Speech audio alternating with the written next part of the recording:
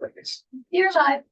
So we're back, Senate Health and Welfare, and we have Representative Teresa Wood. Teresa, thank you for being here. Rep. Wood, thank you for being here. You're welcome. Appreciate it. So why don't you introduce yourself for the record? And all we're asking for is some insight into some of the changes that you made in the funding for within the bill. And we've been through the spreadsheet with Nolan, and also heard from Lily Sojourner from the agency regarding what each of those sections is about.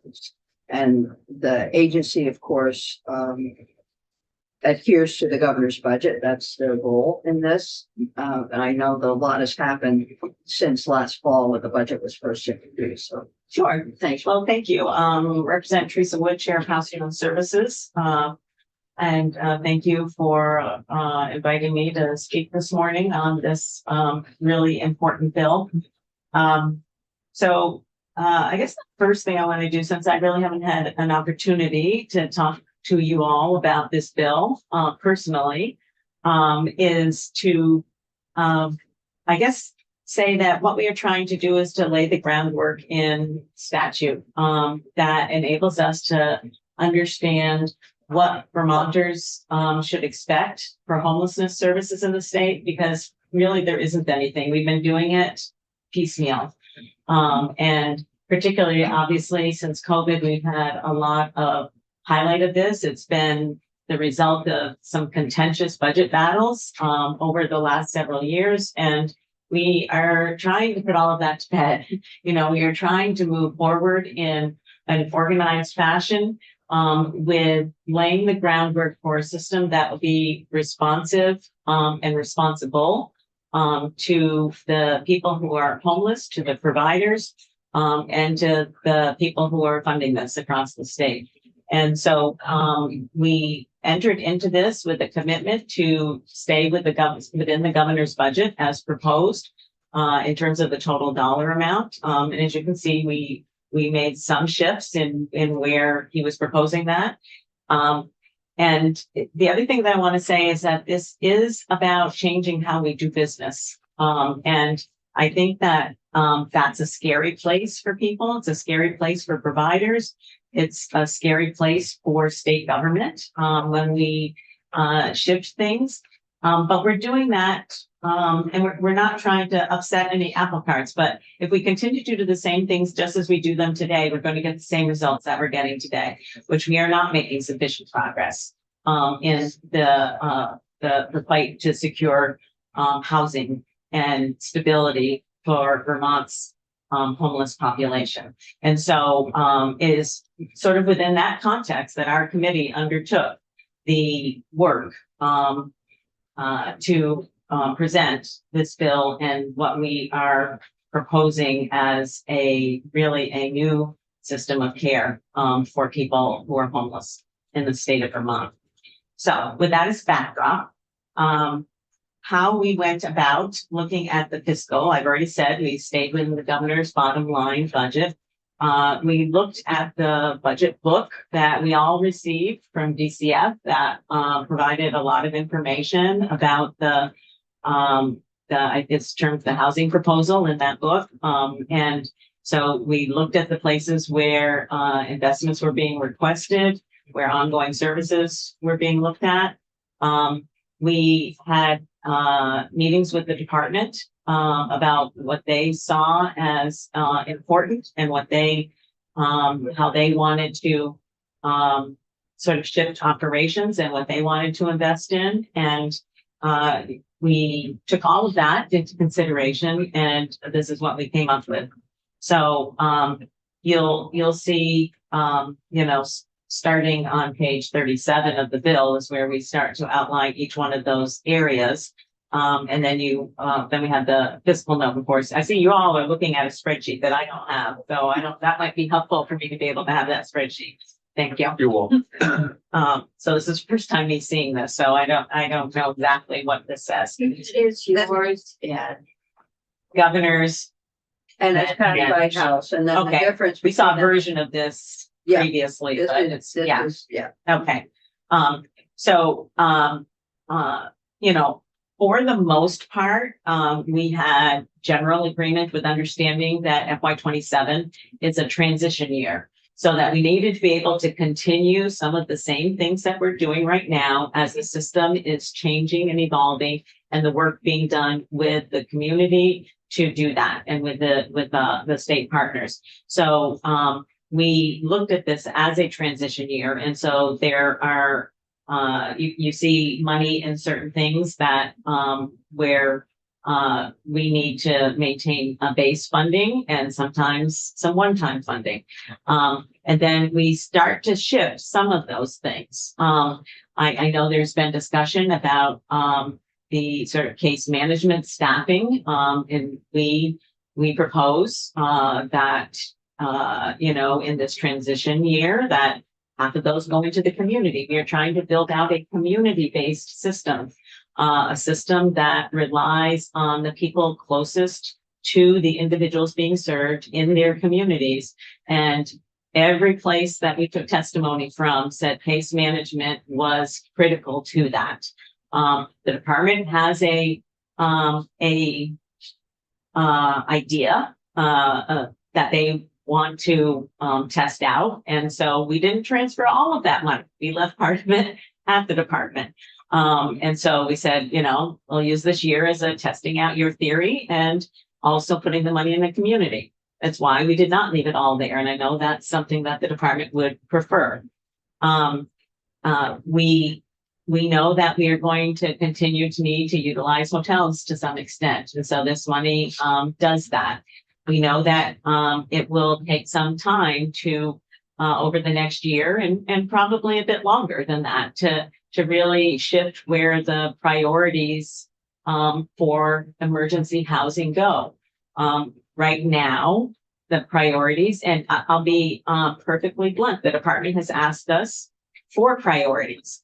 We give them priorities, and now I understand they may be thinking something different. But we believe that it's important to have priorities, and that lays out who would be first in line for any of these levels of service. And I think that is important. It's important policy for us to set here. So those are the sort of the underpinnings of how we made decisions and the way we made them. And happy to try to answer any questions that you have. Questions for Rep. Wood? Senator Benson. I've got one, and that is, the ultimate goal obviously is to move people to permanent housing. And I see in the permanent and family support of housing, you actually reduce that, not by much, but some. And I'm just curious on that, what your thought there was. Overall, we wanted to continue what was being done already, what the current housing was. And the other thing that this bill recognizes as you read through the language is that permanent supportive housing is not only provided and funded through DCF. It's provided and funded through Dale, it's provided and funding through DMH, it's provided and funded through the Department of Health. And so I'm sure you've heard from the department how they are looking at this as an agency-wide endeavor. So we aren't really decreasing, funding when we look at the total of permanent and supportive housing, because we are increasing substantially housing for recovery services in the health department, and as well as in Dale for people with long-term care needs of developmental disabilities, or older Vermonters or people with physical disabilities. So we, as a whole, we also took the AHS-wide view, and we are actually substantially increasing the total amount that we are putting in supportive housing. Great, thank you. Other questions? Senator Morley. You very well, Madam Chair. I have a little experience. Hold me with, because over the testimony on this bill, I've heard from a lot of different folks with the hotels, motels. Some say we need to keep it the way it is, level fund it. Some says we should increase it. Some says it should be reduced. I think the governor would like to transition off of hotels, motels. I don't see anything in the bill. Where are you with the hotels and motels. Well, we actually do decrease funding for hotels and motels in this bill. And I want to point out that, Say it, you know, yes, it does. Yeah. And we actually, over the course of, I didn't bring that figure with me, but over the course of the last 3 years, we've reduced hotel and motel funding 10, 20, about $30 million, but I can get the exact figure for you, but it's about $30 million. So we have been bringing down what we spend on hotels and motels significantly over the last 3 years. And so I think that's an important context. And this bill lays out the expectation that we will continue to reduce the use of hotels as we build out the system. I think that it's unrealistic for us to expect we are ever going to totally get rid of the use of hotels in any fashion. It's unrealistic. it's a lot more expensive too. I keep hearing that. It is not actually. No. We spend $80 to $85, depending upon, which figure you're looking at, per day.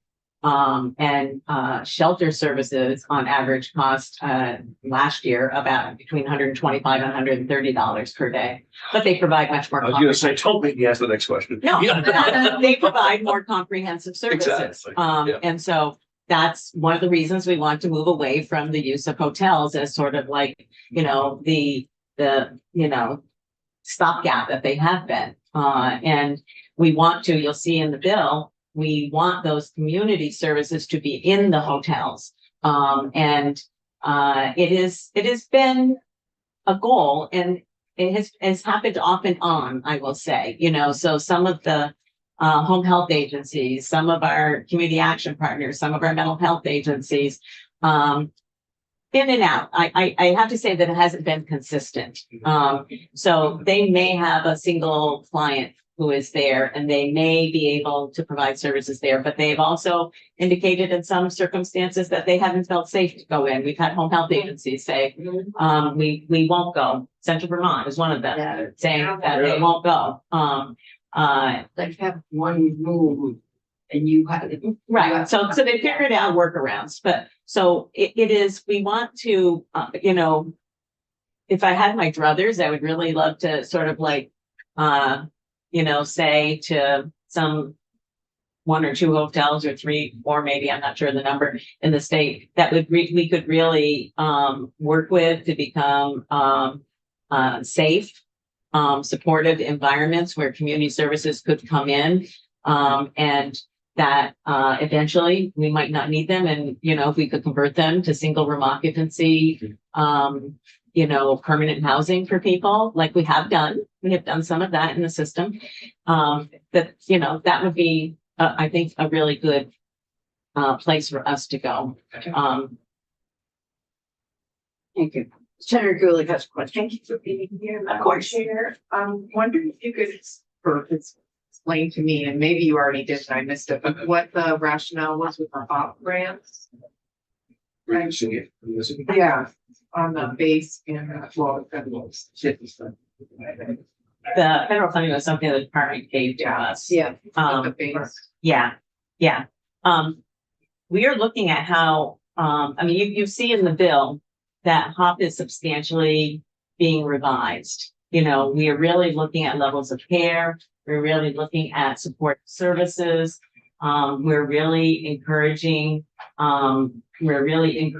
providers to be thinking about how they see themselves in a newly constructed system and to work through that. Other questions? The metric we want to measure for reducing motels and hotels is how many people are we actually moving into permanent housing? Well, and you see in here, there are metrics that we want to measure. Exactly. And I want to make one point about maybe a couple of additional points. It's not only moving into permanent housing. I think if you're looking at the COC data, you see that substantial numbers of people return to homelessness after being placed in permanent housing. There's a wide variety of reasons for that. I'll be honest, I don't feel in all the testimony we've taken that there's been sufficient focus on that. And how do we really, that you don't need to have revolving doors of people kind of moving through. It's hard enough to get them placed to begin with. And what they're lacking probably in many circumstances is that AHS-wide effort to provide the supportive services to them. So whether they have a substance use issue or mental health issue or another disability, or they were moved into an apartment that they couldn't afford. There's a wide variety of different things. It is critical that people have not just, okay, you were placed into this place. They need to follow along case management to ensure that they are going to have the most opportunity for success in that residential placement. And that's something that we have not paid as much close attention to. And that really involves all of the AHS departments. I've said over and over to DCF, this is not a DCF only issue, and they came together and they presented, a more unified AHS approach on this, for which we were grateful.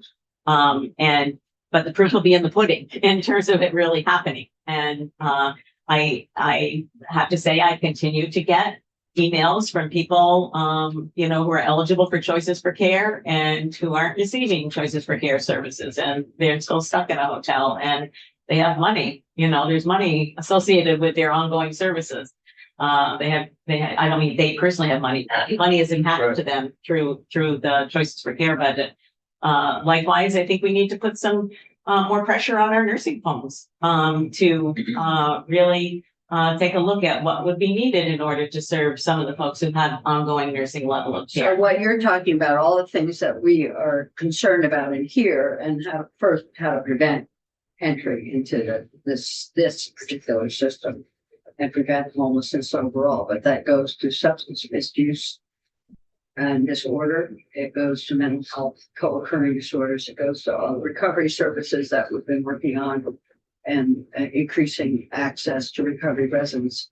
So all of and disability. So it's all the agencies, departments working together. Mhm. I think there's full agreement with that. I see that as a next step. So next year, I'm hoping there will be legislation that begins to draw some of these concerns, Mhm. issues together. So The other thing that we really are encouraging through this process is an understanding that while we have an excellent group of current providers out there, okay, we have absolutely. good providers, we have good shelter providers, we have good community action agencies, we have good designated agencies, and all up and down the line, we as taxpayers, we invest a lot of money in those providers. I do have to point out that they're also being impacted by federal cuts, that have also impacted their services. But I think that we need to be open to new ways of doing business, potentially with new providers. We heard testimony from a group of folks down in southeastern Vermont who got together in Londonderry. They had a big issue at the hotel down there. And they said, well, nobody's helping us. We're going to have to figure this out on our own. And they did. I can't tell you right now if everyone has been successful in their placements, but they found placements for the people who were there. You may have heard from them. Those are the kinds of innovative, lower cost, frankly, supportive kind of services that we need to be open to contracting with, whether it's, through the local community action agency or the local shelter provider, or it's through the state director. So, and I'm cognizant. Yes, of the I time, appreciate that. but what you have brought up really responds to a question that folks might have around the municipal grants and the work that's being done at the local level. Mhm. And thank you for reminding us of that. So I just want to say thank you for being available and giving us your vision and your perspectives, because I know how hard you have worked on this for a long period of time. And we respect that work and appreciate your coming in. Thank you. Thank you. I appreciate the opportunity to be here, and it's probably better to do it at the end of your work than at the beginning of your Yes, work, right? it is. I'm going to keep that in mind for next year when I'm sitting here. Well, Rep McGuire was it. Don't worry. Oh, yeah, I know. Brett McGuire did an awesome job, when he's done an excellent job. This bill is, obviously really important. to us and to the state as a whole, and most importantly, to the people out there who need services. So, Understood. We're trying to hold it in balance. I appreciate it. Thank you. Thank you. All right. Thanks so much. Thank you. All right. So we have, and so what we're going to do, committee, is tomorrow, we're gonna come back at H9:38 at 8:45 with Katie, and we'll go through the bill. We might even have time today, but we need to go look at, H293 before we, disappear. Katie.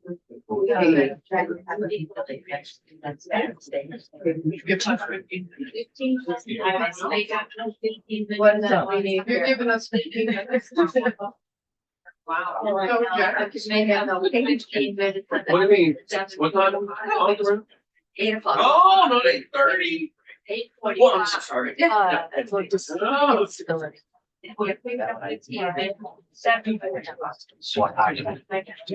Do you, Katie, would it make sense to put the latest version of 9:38 on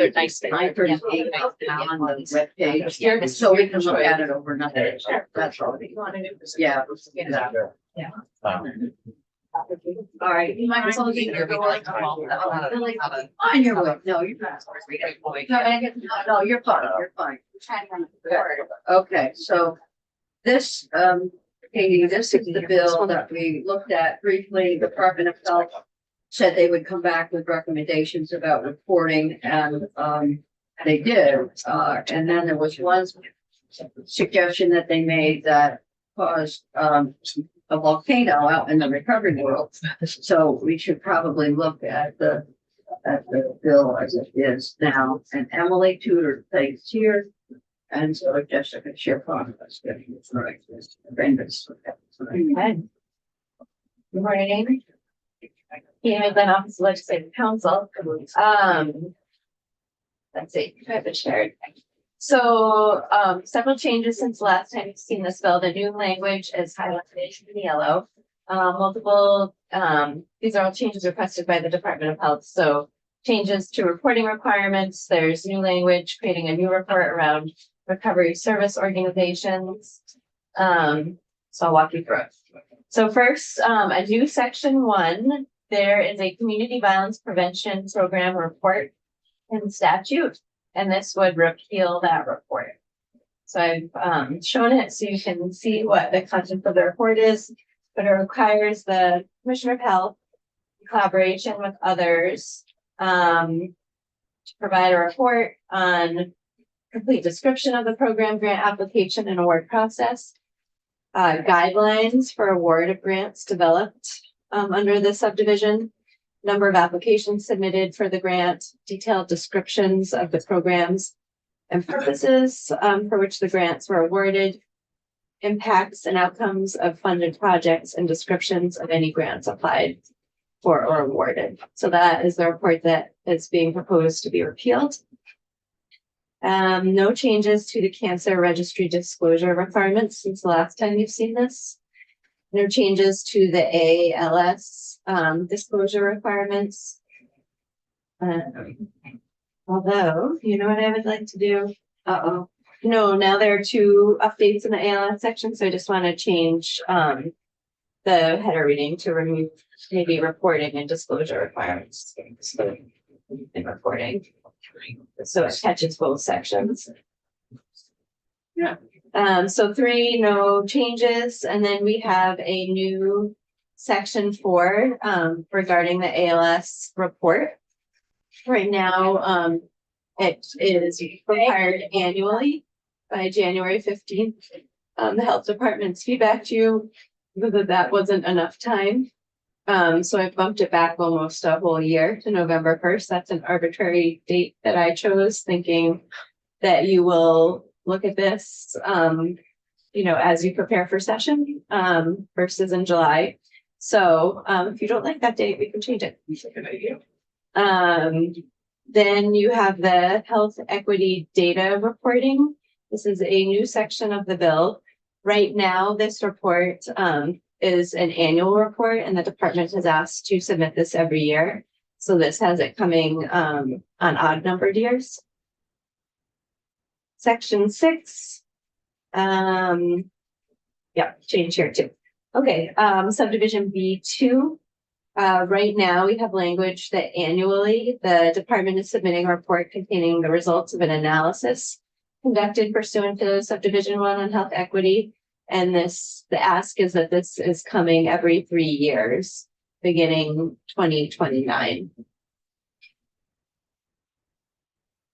Next, in the statute, on the Emergency Service Wellness Provider Commission, there is language that this commission is to report, as necessary, but not less frequently than once per calendar year. And this repeals that requirement. So this wouldn't require a report from the Emergency Service Provider Wellness Commission. Next, there is language in session law from several years back. Well, almost a decade. And this has to do with reporting about service members and veterans and their maybe likelihood to have certain food service licensing. So the proposal is to delete that report. So you can look at this language regarding the number of service members and veterans who during the previous calendar year were deemed to have knowledge of the prevention of foodborne disease, be able to apply hazard analysis control point principles, and have met criteria for demonstration of knowledge requirements set forth by the health department and rule for the purposes of obtaining food establishment license. So that report would be repealed. This is a new report being requested by the health department. This is a report on recovery service organization. So by February 15th of this coming year, it requires the health department in consultation with other AHS departments and recovery service organizations to submit a written report to the appropriations and policy committees with containing information on the total actual income and expenditures for recovery service organizations in fiscal years 24 through 26. Specifically, the report shall address public funding sources, including all appropriated state funds, federal funds, and municipal funds. Recipients of recovery service organization funding, an analysis of recovery service organization grant performance measures and outcomes for fiscal years 24 and 26, and any recommendations for enhancing the financial stability of recovery service organizations. For making any changes, I might get rid of this for fiscal year 24 through 26 because it's already in the lead-in language for that sentence and it's duplicative. Now that I'm looking at it and reading it out loud.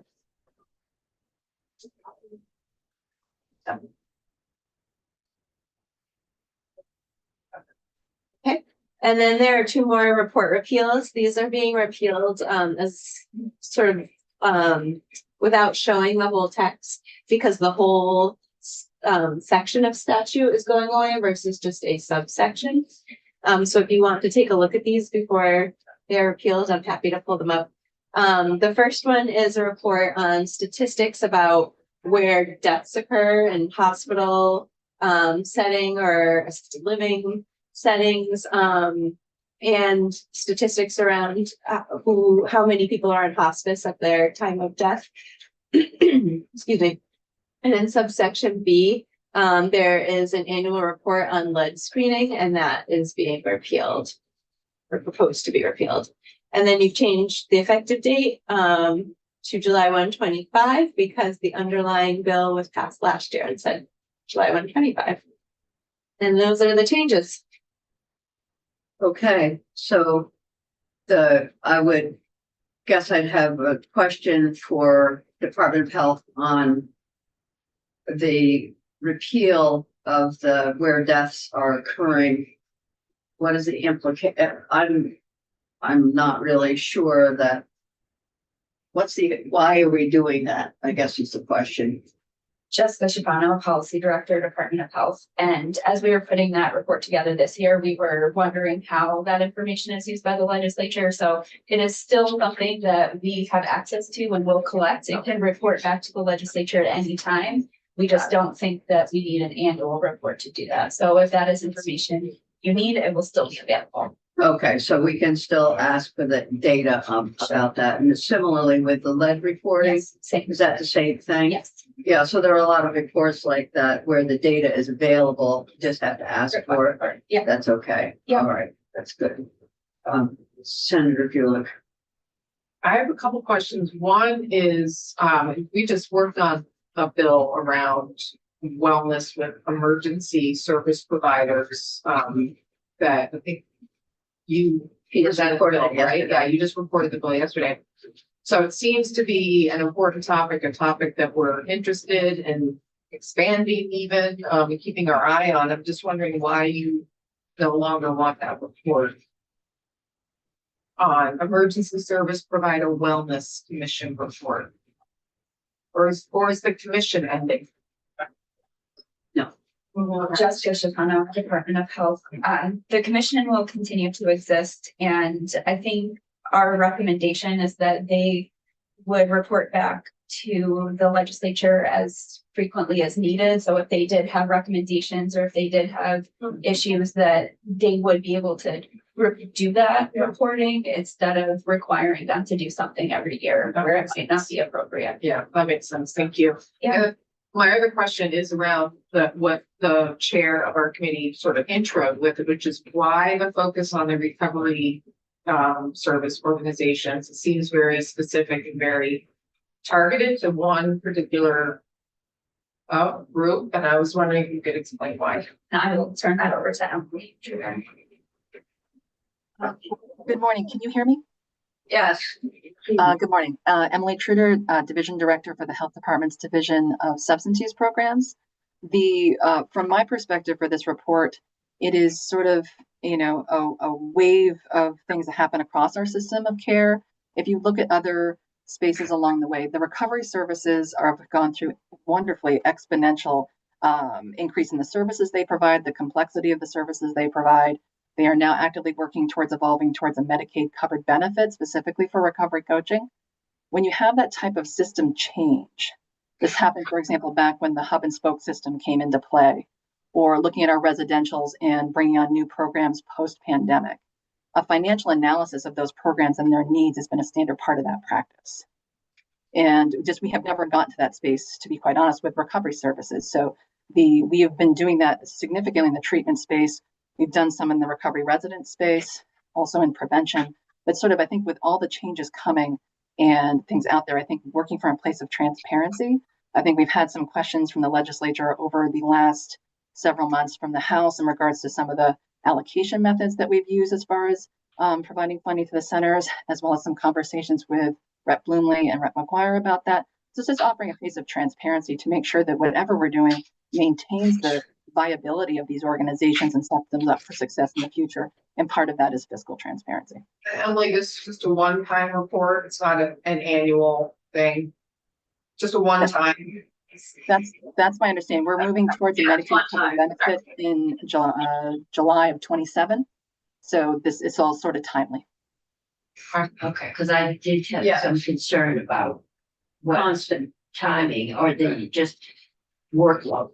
I actually think it's a good idea, because we've got all these things going on, recovery residences, recovery centers and so on. You need just one point, Yeah. you have Minnesota. Yeah. Okay, thank you. I think what we'll do, committee, and Katie, when we're back tomorrow morning, at some point, we'll just do fine tuning or look at this bill. I don't hear any disagreement about what's in the bill, so we can go forward with it tomorrow morning and vote on it then. And we'll have time to hear from folks. Thank you for bringing the recommendations. I made those, that's okay, sorry. Yeah. I made those 2 tiny changes that I noted as I walked through the changes, so I'll send those to Callista. Do we have a new meeting? No. Okay. So that will be good. Thank you. And also Katie's going to post our latest 938 draft that we can look at and have it.